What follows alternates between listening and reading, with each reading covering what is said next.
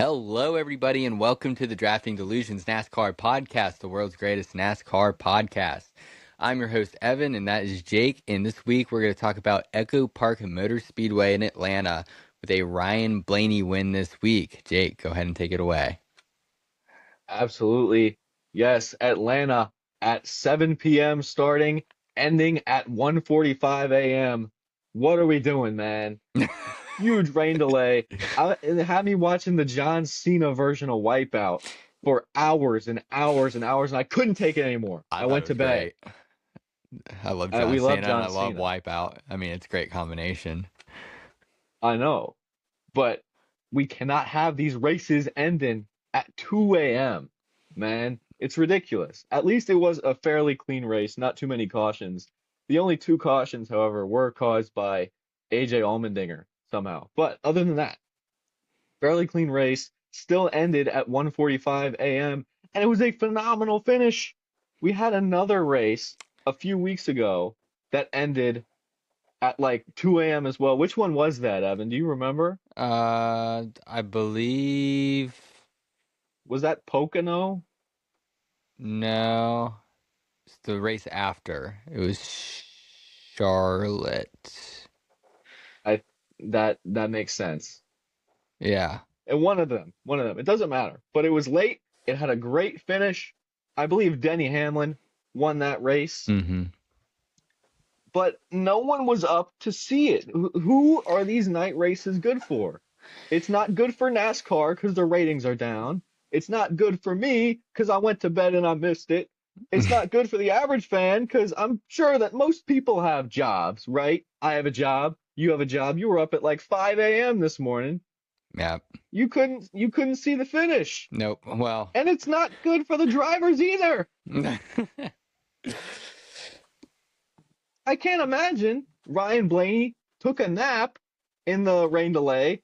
Bubba and Tyler Reddick were playing PGA Tour on an Xbox or something. I'm sure Hocevar was playing iRacing, I'm sure he streaming. was. Oh, if he was streaming during that, that would have been legendary. But Dale Jr. put something out on Twitter. He said, "What do we think about these Sunday night races?" And the options were love them, hate them, or should be Saturday. And you, a couple weeks ago, mentioned something like, "Oh, they should put them on Saturday." I'm like, "That's genius. Mm-hmm. Why did no one else think of that?" And it seems like they Oh, have. now Dale Jr. But has. exactly, what do they say? Great minds think alike. Mm-hmm. And 53% of people in that poll said they should be on Saturday. Mm-hmm. Only 33% of people said that they love these Sunday night races. And those people are just weird. I'm sorry. Yeah. Those are your But Cody if it Ware was fans. Cody Ware fans, Cody Ware, Cole Custer fans love Sunday night races. Mm-hmm.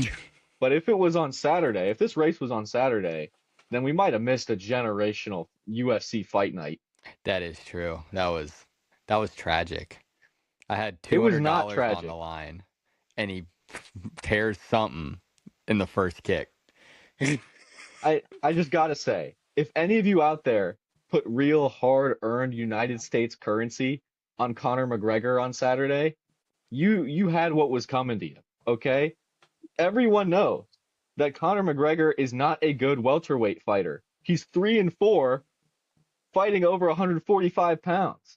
It's been 5 years since he last fought in the UFC. He's been dealing with cocaine and liquor for the past 5 years, sitting on his ass. There was no chance in hell he was winning that. And 92% of the earnings were on McGregor? What are we doing, people? It was obvious.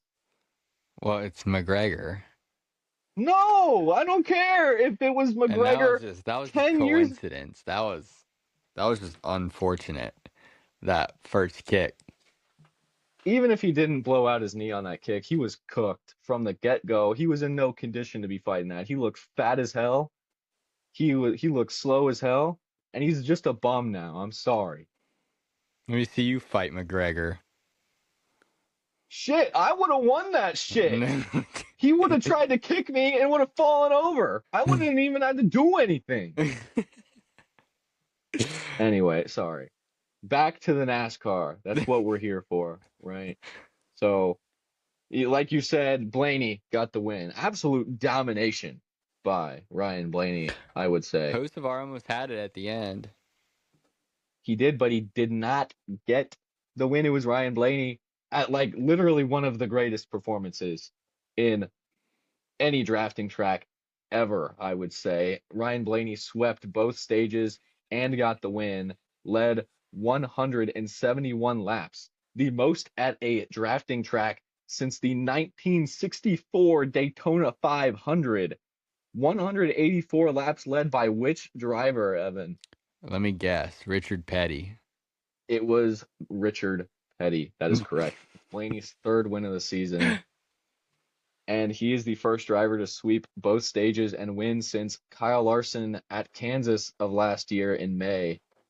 But he did miss the perfect race. He had 75 points in this race.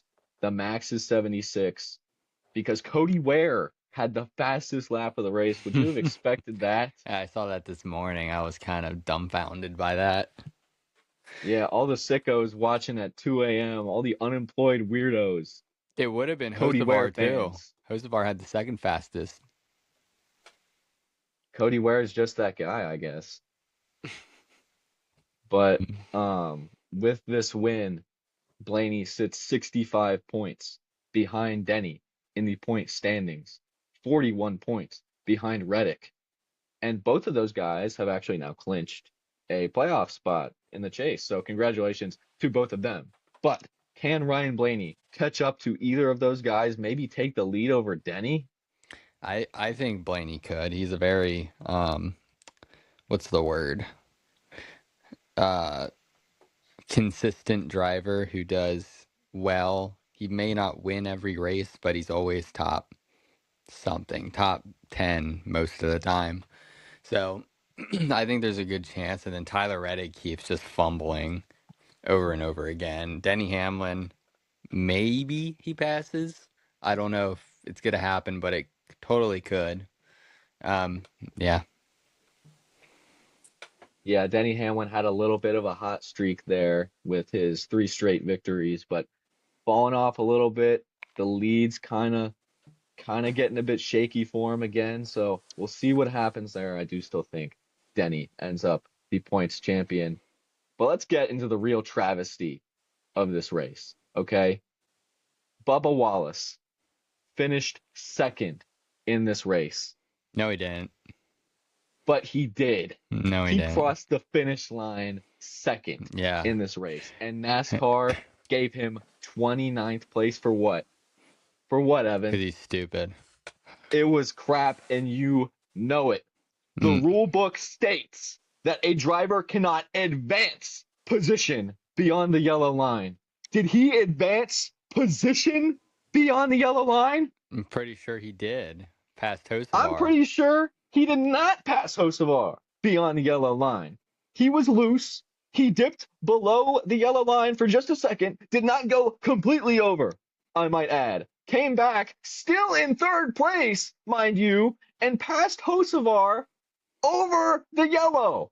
That was not a penalty, and NASCAR is corrupt. They're trying to keep us down, all of us Bubba fans, in the deepest pits of hell because they hate us, Evan. It's blatant corruption, and I cannot stand for it. Are you with me? Man, you don't know what it's like to be a Kyle Busch fan. Oh my goodness. Kyle Busch was not held down by NASCAR like So Bubba many Wallace is. penalties that were not needed. Over All the respect to Kyle Busch, but he did that shit. no, This, I can admit that Bubba has shot himself in the foot several times and he this did it season. again last night. No, I can admit that Sonoma was his fault. I can admit all the other times that it was his fault, but this time, NASCAR, big NASCAR, is holding us down, and I will not stand for it, Evan. Do you agree with me? Please. No, That's it. screw You know Bubba what? Wallace. You, Evan, NASCAR, this podcast. I'm done.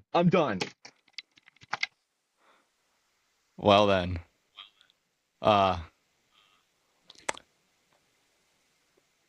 let's go Hocevar.